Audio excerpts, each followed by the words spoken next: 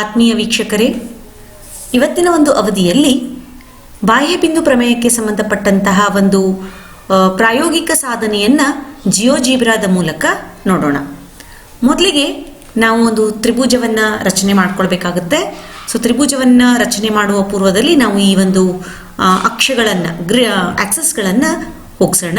So ಅದನ್ನ ಹೋಗಿಸ್ಬೇಕು ಅಂದರೆ ಏನು ಮಾಡಬೇಕು, ಇಲ್ಲಿ show or hide grid axes ಅದರ ಮೇಲೆ ಕ್ಲಿಕ್ ಮಾಡಿ ಹೈಡ್ ಆಗುತ್ತೆ. ಹೈಡ್ ಆಗಿದ್ರೆ ಮತ್ತೊಮ್ಮೆ ಅದರ ಮೇಲೆ ಕ್ಲಿಕ್ ಮಾಡಿದ್ರೆ ಅದು ಶೋ ಆಗುತ್ತೆ. ಸೊ ಹೈಡ್ ಮಾಡ್ತಾ ಇದ್ದೀನಿ. ನೆಕ್ಸ್ಟು ಪಾಲಿಗಾನ್ಸನ್ನು ನಾವು ಚೂಸ್ ಮಾಡೋಣ. ಪಾಲಿಗಾನ್ನ ರಚನೆಯನ್ನು ಮಾಡೋಣ. A B C and back to A. So ಇದು ನಮಗೆ ಬೇಕಾಗಿರುವಂತಹ ಒಂದು ತ್ರಿಭುಜವಾಗಿದೆ. ನೆಕ್ಸ್ಟ್ ನಾನೇನು ಮಾಡಬೇಕು, ಇಲ್ಲಿ ಒಂದು ಬಾಹ್ಯ ಕೋನದ ರಚನೆ ಆಗಬೇಕು ಅಂದರೆ ಪಾದ ಬಿ ಸಿಯನ್ನು ವೃದ್ಧಿಸಬೇಕಾಗಿದೆ. ಸೊ ಪಾದ ಬಿ ಸಿಯನ್ನು ವೃದ್ಧಿಸಬೇಕು ಅಂದರೆ ನಾನೇನು ಮಾಡ್ತಾ ಇದ್ದೀನಿ, ಇಲ್ಲೊಂದು ರೇಯನ್ನು ಚೂಸ್ ಮಾಡ್ತಾ ಇದ್ದೀನಿ. ರೇಯನ್ನು ಚೂಸ್ ಮಾಡಿ ಬಿ ಮತ್ತು ಸಿ ಮೇಲೆ ಕ್ಲಿಕ್ ಮಾಡಿದ್ರೆ ನನಗಿಲ್ಲೊಂದು ರೇ ಸಿಕ್ತು. ನೆಕ್ಸ್ಟ್ ಇವಾಗ ನಾನು ಇಲ್ಲಿ ಕೋನಗಳನ್ನು ಮಾರ್ಕ್ ಮಾಡ್ಕೊಳ್ಬೇಕು. ಸೊ ಕೋನಗಳನ್ನು ಮಾರ್ಕ್ ಮಾಡ್ಕೊಳ್ಬೇಕು ಅಂದರೆ ಅದಕ್ಕೆ ಒಂದು ವೃತ್ತದ ಸಹಾಯವನ್ನು ತಗೊಳ್ತೀನಿ. ಯಾಕೆ ಅನ್ನೋದನ್ನು ನಿಮ್ಮ ಮುಂದಿನ ಭಾಗದಲ್ಲಿ ಹೇಳ್ತೀನಿ. ಸೊ ವೃತ್ತದಲ್ಲಿ ನಾವು circle with centre and radius ಅನ್ನು ಚೂಸ್ ಮಾಡ್ತೀವಿ. ಇವಾಗ ಪಾಯಿಂಟ್ ಎ ಮೇಲೆ ಕ್ಲಿಕ್ ಮಾಡ್ತಾ ಇದ್ದೀನಿ. ರೇಡಿಯಸ್ ಕೇಳ್ತಾ ಇದೆ 1, ಓಕೆ. ಹಾಗೆಯೇ ಪಾಯಿಂಟ್ ಬಿ ಮೇಲೆ ಕ್ಲಿಕ್ ಮಾಡ್ತಾ ಇದ್ದೀನಿ. Radius 1, okay. And next point C radius 1, okay. ಇವಾಗ ನೀವೇನು ಮಾಡಬೇಕು ಅಂತಂದರೆ ಇಲ್ಲಿ ಪಾಯಿಂಟ್ಸ್ಗಳನ್ನು ಮಾರ್ಕ್ ಮಾಡ್ಕೊಳ್ಬೇಕು.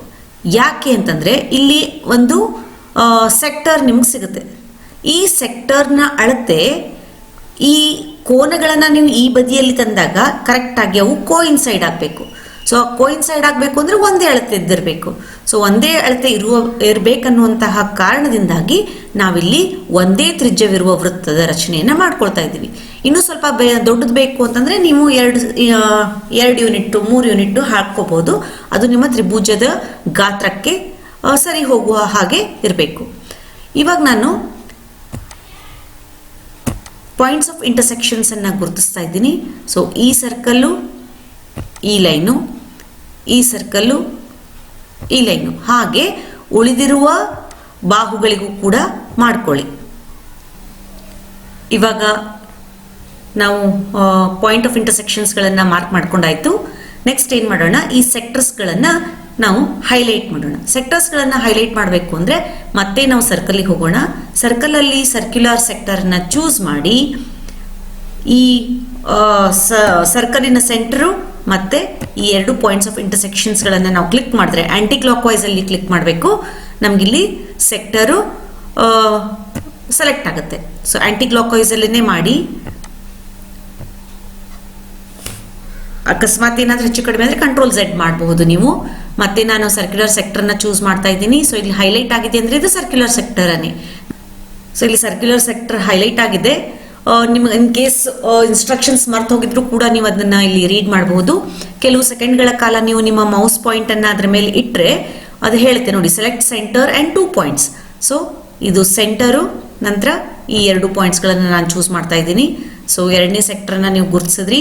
ಹಾಗೆಯೇ this is the centre and these are 2 points. So ನಾನು ಆ್ಯಂಟಿ ಕ್ಲಾಕ್ ವೈಸಲ್ಲಿ ಹೋಗಬೇಕಾಗಿದೆ. ಸೊ ನಾನು ಎಕ್ಸ್ಟೀರಿಯರ್ ಆ್ಯಂಗಲನ್ನು ಗುರುತಿಸಿದೆ, ನಂತರ ಇಂಟೀರಿಯರ್ ಆ್ಯಂಗಲ್ಸ್ಗಳನ್ನು ಗುರುತಿಸಿದ್ದೀನಿ. ನೀವು ಬೇಕಿದ್ದ ಪಕ್ಷದಲ್ಲಿ ಅವನೇನು ಮಾಡ್ಬೋದು, ಕಲರ್ಗಳನ್ನು ನೀವು ಚೇಂಜ್ ಮಾಡ್ಬೋದು.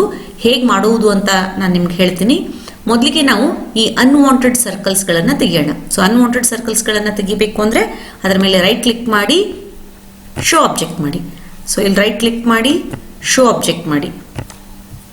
ಹಾಗೆಯೇ ಇದನ್ನು ಕೂಡ ನಾವು ಹೈಡ್ ಮಾಡೋಣ. ಶೋ ಆಬ್ಜೆಕ್ಟ್ ಅಂದರೆ ಅದು ಹೈಡ್ ಆಗಿರುತ್ತೆ ಅಷ್ಟೇ. ಇವಾಗ ಇಲ್ಲಿ ಈ ಪಾಯಿಂಟ್ಸ್ಗಳು ನಮಗೆ ಬೇಡ ಅಂದರೆ ಇದು ನೋಡಿ, ಈ ಪಾಯಿಂಟ್ ಯಾವುದಾಗಿದೆ, ಇಲ್ಲಿ ಕೆ ಆಗಿದೆ. ಸೊ ಈ ಕೆ ಮೇಲೆ ನೀವು ಕ್ಲಿಕ್ ಮಾಡಿದ್ರೆ ಅದು ಕೂಡ ಹೈಡ್ ಆಗುತ್ತೆ. ಎಲ್ ಮೇಲೆ ಕ್ಲಿಕ್ ಮಾಡಿದ್ರೆ ಎಲ್ ಪಾಯಿಂಟ್ ಕೂಡ ಹೈಡ್ ಆಗುತ್ತೆ. ಹಾಗೆಯೇ ಈ ಎಲ್ಲ ಪಾಯಿಂಟ್ಸ್ಗಳು ನಮಗೆ DEFಗಳು ಬೇಡ ಅಂದರೆ ನಾನು ನೋಡಿ ಇವನ್ನೆಲ್ಲ ಪಾಯಿಂಟ್ಸ್ಗಳ ಮೇಲೆ ನಾನು ಕ್ಲಿಕ್ ಮಾಡ್ತಾ ಇದ್ದೀನಿ. ಆ ಪಾಯಿಂಟ್ಸ್ಗಳೆಲ್ಲವೂ ಹೈಡ್ ಆಗುತ್ತೆ. ಅಂದರೆ ನಿಮ್ಮ ಫಿಗರ್ ಒಂದು ನೀಟಾಗಿ ರೆಪ್ರೆಸೆಂಟ್ ಆಗುತ್ತೆ ಅಷ್ಟೇ. ಆ ಒಂದು ಕಾರಣಕ್ಕೆ ನೀವು ಹೈಡ್ ಮಾಡ್ಬೋದು. ಇಲ್ಲದೆ ಹೋದರೆ ಹಾಗೆ ಬಿಟ್ಟರು ನಡೆಯುತ್ತೆ. ಸೊ ನಾನು ನೋಡಿ ಈಗ ರೇನ್ ಮೇಲೆ ನಾನು ಹೈಡ್ ಮಾಡಿದ್ರೆ ಪೂರ್ತಿ ರೇನೇ ಹೊರಟೋಯ್ತು. ಮತ್ತೆ ಕ್ಲಿಕ್ ಮಾಡಿದ್ರೆ ರೇ ನಮಗಲ್ಲಿ ಸಿಗುತ್ತೆ. ನಂತರ ಇಲ್ಲಿ ಯಾವುದಿದೆ, ಎಮ್ ಇದೆ. ಎಮ್ ಮೇಲೊಂದು ಕ್ಲಿಕ್ ಮಾಡ್ತಾ ಇದ್ದೀನಿ. ಸೊ ಇದು ಸೆಕ್ಟರ್ ಎಚ್ ಆಯಿತು, ನಂತರ ಸೆಕ್ಟರ್ ಕೆ ಆಯಿತು, ಇದು ಸೆಕ್ಟರ್ ಪಿ ಆಯಿತು. ಇವಾಗ ನಾವಿಲ್ಲಿ ಏನು ಮಾಡಬೇಕಾಗಿದೆ, ಬಹಿರ್ಕೋನವು ಅಂತರಾಭಿಮುಖ ಕೋನಗಳ ಮೊತ್ತಕ್ಕೆ ಸಮ ಅಂತ ತೋರಿಸ್ಬೇಕು. ಅಂದರೆ ಈ ಭಾಗಗಳನ್ನು ನಾವು ಎತ್ತಿ ತಂದು ಇಲ್ಲಿಡಬೇಕು. ಇದನ್ನು ಮಾಡಬೇಕು ಅಂದರೆ ಏನು ಮಾಡಬೇಕು ನೋಡೋಣ. ನಾನು ಫಸ್ಟು ಈ ಒಂದು ಸೆಕ್ಟರ್ ಅಂದರೆ ಸೆಕ್ಟರ್ ಕೆ ಈ ಭಾಗದಲ್ಲಿ ಬರಬೇಕು ಅಂದರೆ ಈ ಬಾಹುವಿನ ಒಂದು ಮಧ್ಯಬಿಂದುವನ್ನು ಗುರುತಿಸ್ತೀನಿ. ಸೊ ಮಧ್ಯಬಿಂದುವನ್ನು ಗುರುತಿಸಬೇಕು ಅಂದರೆ ಇಲ್ಲಿ ಎರಡನೇ ಆಪ್ಷನಲ್ಲಿರುವಂತಹ ಮಿಡ್ ಪಾಯಿಂಟ್ ಆರ್ ಸೆಂಟರ್ನ ಚೂಸ್ ಮಾಡಿ ಈ ಲೈನ್. ಸೊ ನಮಗಿಲ್ಲಿ ಎನ್ ಅನ್ನೋದು ಈ ಒಂದು ಬಾಹು ಎ ಸಿ ಬಾಹುವಿನ ಮಧ್ಯಬಿಂದು ಆಯಿತು. ಇವಾಗ ಈ ಕೋನ ಇಲ್ಲಿ ಬರಬೇಕು ಅಂದರೆ ಇದು ರೊಟೇಟ್ ಆಗಿ ಇಲ್ಲಿ ಬರಬೇಕಾಗಿದೆ. ಸೊ ರೊಟೇಟ್ ಆಗಿ ಇಲ್ಲಿ ಬರಬೇಕು ಅಂತಂದರೆ ಇಲ್ಲಿ ನಮ್ಗೆ ಸ್ಲೈಡರ್ಗಳು ಬೇಕಾಗುತ್ತೆ. ನಾವು ಸ್ಲೈಡರ್ಗಳನ್ನು ಸಿದ್ಧಪಡಿಸ್ಕೊಳ್ಳೋಣ. ರೊಟೇಟ್ ಆಗಬೇಕು ಅಂದರೆ it is turning around a point ಆಗಿರೋದ್ರಿಂದ ಅದೊಂದು ಆ್ಯಂಗಲ್ ಸ್ಲೈಡರ್ ಆಗುತ್ತೆ. ಸೊ ಆ್ಯಂಗಲ್ ಸ್ಲೈಡರನ್ನು ನಾನು ಫಸ್ಟು ರೆಡಿ ಮಾಡ್ಕೊಳ್ತೀನಿ. ಆ್ಯಂಗಲ್ ಸ್ಲೈಡರು ಆ್ಯಂಗಲ್ ಅದು ಡಿಫಾಲ್ಟ್ ಆಗಿ ಆಲ್ಫಾ ಅಂತ ತಗೊಳುತ್ತೆ. ನಾವಿಲ್ಲಿ ಎಕ್ಸ್ಟೀರಿಯರ್ ಪಾರ್ಟ್ ಆಗಿರೋದ್ರಿಂದ 180 ಡಿಗ್ರಿ ಟು 360 ಡಿಗ್ರಿ ಇನ್ಕ್ರಿಮೆಂಟ್ 1 ಅಂತ ಇಟ್ಕೊಳ್ಳೋಣ. ಓಕೆ ಅಂತ ಕೊಡಿ. ಇದೊಂದು ಆ್ಯಂಗಲ್ ಸ್ಲೈಡರ್ ಆಯಿತು. ಈಗ ನಾನೇನು ಮಾಡ್ತೀನಿ, ರೊಟೇಟ್ ಅರೌಂಡ್ ಎ ಪಾಯಿಂಟ್ ಅಂತ ಹೇಳ್ತೀನಿ. ಸೊ ರೊಟೇಟ್ ಅರೌಂಡ್ ಎ ಪಾಯಿಂಟನ್ನು ನಾನು ಚೂಸ್ ಮಾಡಿದ್ರೆ ಹೇಳುತ್ತೆ ನೋಡಿ. ಇನ್ಸ್ಟ್ರಕ್ಷನ್ ಏನು ಕೊಡ್ತಾ ಇದೆ ಇದರಲ್ಲಿ, select object to rotate then center point and enter angle. So ನೋಡಿ, ಫಸ್ಟು ಆಬ್ಜೆಕ್ಟ್ ಟು ರೊಟೇಟ್. ಯಾವ ಆಬ್ಜೆಕ್ಟು? ಈ ಆಬ್ಜೆಕ್ಟು.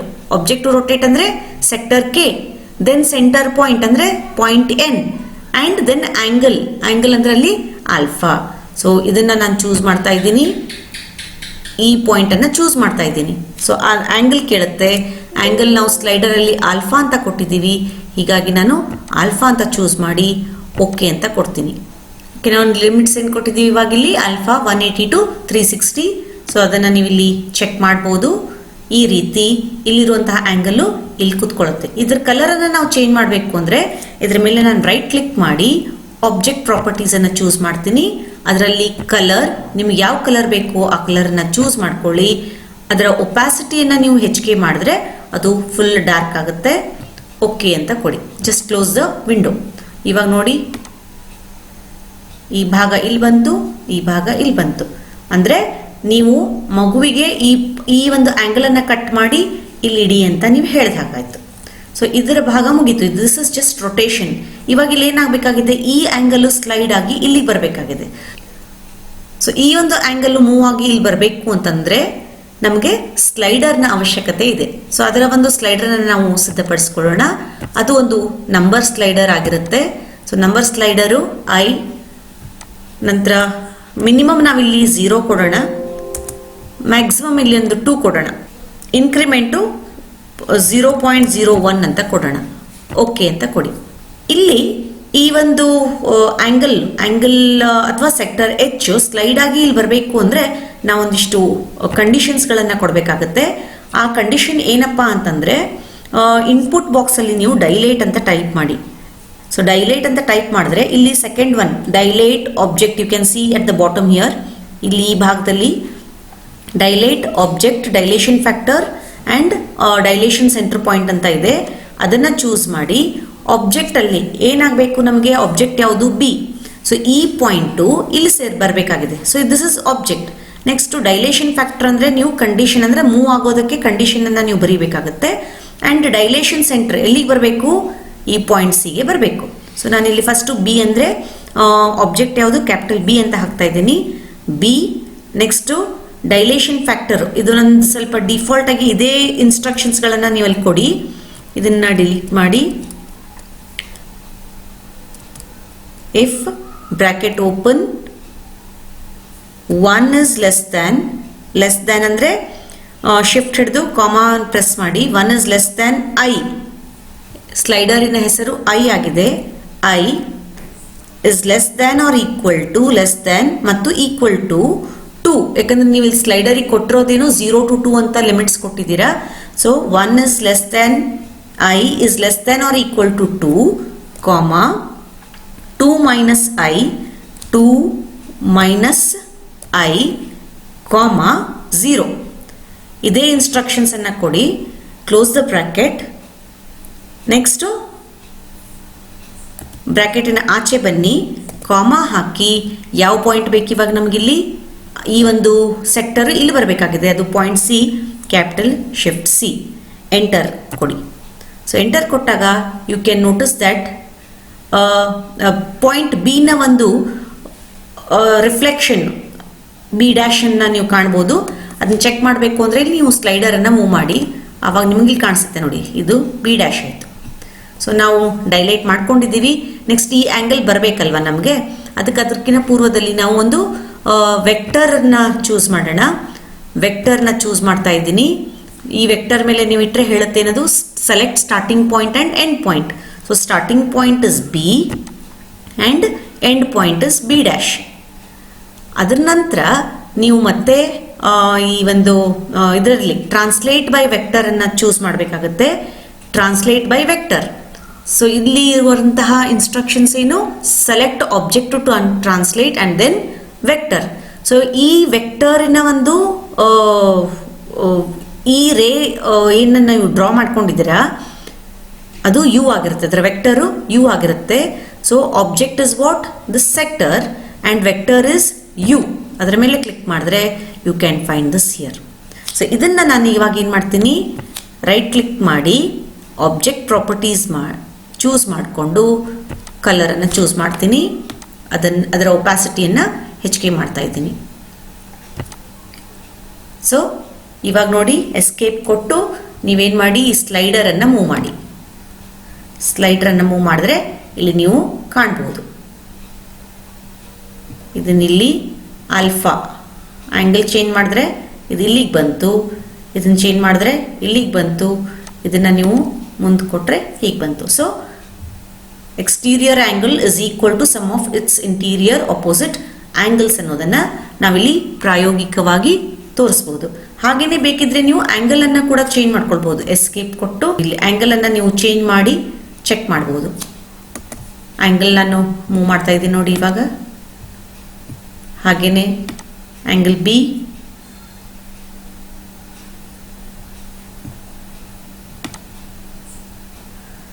ಈ ಥರ ನೀವು ಪ್ರಾಯೋಗಿಕವಾಗಿ ಮಕ್ಕಳಿಗೆ ತೋರಿಸ್ಬೋದು.